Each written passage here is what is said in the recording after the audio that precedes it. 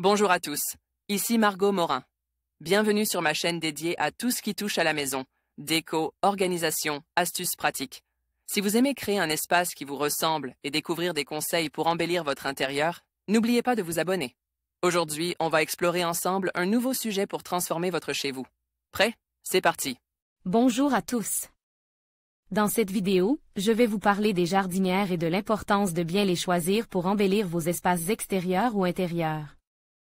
Je vais vous donner des conseils pratiques sur les différents types de jardinières, les matériaux à privilégier et les plantes qui s'y adaptent le mieux. Que vous soyez débutant ou passionné de jardinage, vous trouverez des astuces pour créer un véritable coin de verdure chez vous. Alors, restez avec moi et découvrons ensemble comment faire le meilleur choix pour vos jardinières. Bien sûr, vous allez choisir vos pots et jardinières en tenant compte d'un style correspondant le mieux possible à vos goûts. Les balcons d'Alsace. Pseco, Pixabay, DP Recipients en terre cuite. La terre cuite présente, avant tout, le charme du naturel. Il s'agit d'un matériau traditionnel qui, tout au long des siècles, a fait ses preuves. Sa porosité laisse aussi respirer la terre. Son prix est particulièrement attractif, surtout en ce qui concerne les modèles fabriques en série. De nos jours, des artisans vous proposent également des poteries en terre cuite décorées de motifs floraux, de croisillons imitant la vannerie, etc. Parfois vernissées. Nombreuses sont les variétés de jardinières. Harping Stone, domaine public. On reproche toutefois à ce matériau d'être assez fragile au choc et au gel, ainsi que de provoquer parfois une évaporation trop accélérée. Si vous habitez dans une région particulièrement gélive, préférez l'achat de pots et jardinières lourds et aux parois épaisses, qui seront plus solides face aux intempéries. Avec l'usage, ces récipients ont aussi tendance à se couvrir de taches calcaires blanchâtres, ce qui n'est pas particulièrement esthétique. De telles traces ne sont pas toujours faciles à éliminer. Certaines astuces devraient quand même vous permettre d'aboutir à un résultat convenable. Dans un grand récipient, faites tremper, pendant quelques jours, des écorces de pin broyées avant d'y placer, ouverture vers le bas. Vos récipients en terre cuite. Au bout de quelques heures, un simple brossage devra avoir lieu. Pleine floraison sur un balcon. Cress, Flicker, CC by NCSA 2.0 récipient en plastique. L'absence de pourrissement des pots et jardinières en plastique est intéressante. Vous apprécierez en tout cas leur légèreté. Bienvenue sur un balcon et si vous avez l'habitude de changer de place fréquemment vos plantes. Rappelez-vous également que le gel n'a aucune action sur le plastique. Le principal défaut de cette matière, c'est peut-être son charme insuffisant, tout au moins en ce qui concerne certains modèles.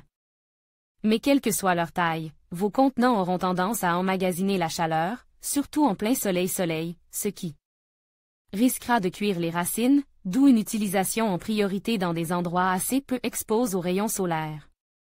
Préférez des pots de couleur neutre car ils se garderont plus facilement, en résistant mieux aux rayons ultraviolets. Évitez en tout cas le plastique noir, qui chauffe trop en été.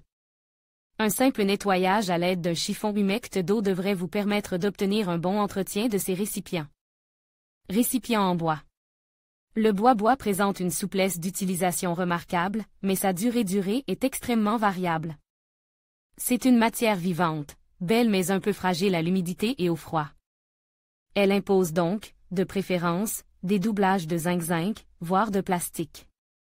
Choisissez aussi des modèles à base d'une essence exotique, de châtaignier ou de chêne, qui offrent une meilleure résistance, à traiter quand même préventivement contre les attaques de champignons microscopiques et des insectes.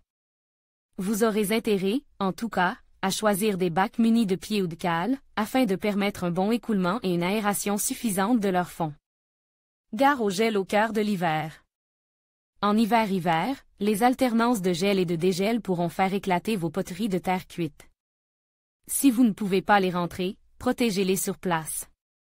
Si vous disposez de bacs rectangulaires, doublez leurs parois à l'aide de plaques isolantes en polystyrène de 5 cm environ d'épaisseur. Maintenez en place ce système de protection à l'aide de ficelles. Vous ne pourrez pas agir de cette façon avec des poteries rondes. Entourez-les alors d'un cylindre de grillage, d'un diamètre 2 fois plus grand que celui de vos contenants et d'une hauteur supérieure d'un quart. Il vous suffira alors de mettre à l'intérieur de la couronne ainsi constituée un paillis isolant, résidus de tonte de gazon, paille, feuilles mortes, etc. Enfin, prenez garde que vos bacs à réserve d'eau ne gèlent pas. Pour cela, percez leur fond à 3 ou 4 endroits, de façon à laisser s'écouler l'eau en excès, quitte à les reboucher avec du mastic dès le retour des beaux jours. En conclusion, choisir la jardinière idéale nécessite de prendre en compte plusieurs critères essentiels, tels que le matériau, la taille, le style et les besoins spécifiques de vos plantes. En suivant ces conseils, vous pourrez créer un espace extérieur harmonieux et accueillant. N'oubliez pas que la jardinière est non seulement un élément décoratif, mais aussi un véritable allié pour la santé de vos plantes. Prenez le temps de bien sélectionner votre jardinière et profitez pleinement de votre jardin. Merci de votre attention et à bientôt pour d'autres conseils jardinage.